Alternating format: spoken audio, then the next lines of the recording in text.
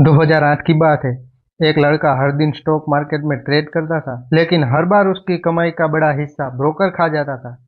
तब उसने सोचा, अगर मुझे गुस्सा आ रहा है, तो शायद लाखों लोगों को भी आ रहा होगा।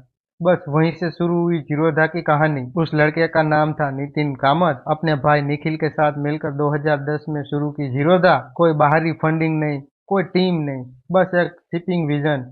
ब्रोकर को हटाओ, लोगों को आजाद करो। उन्होंने कमीशन फ्री ट्रेडिंग शुरू की और आज भारत में पहली बार ट्रेडिंग को सस्ता, पारदर्शी और डिजिटल बना दिया।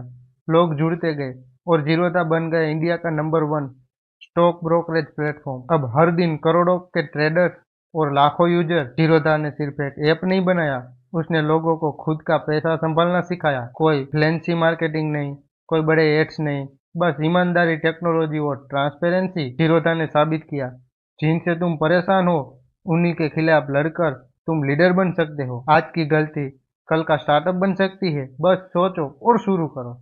जीरोधा, क्योंकि पैसा तुम्हारा है, कंट्रोल भी तुम्हारा होना चाहिए।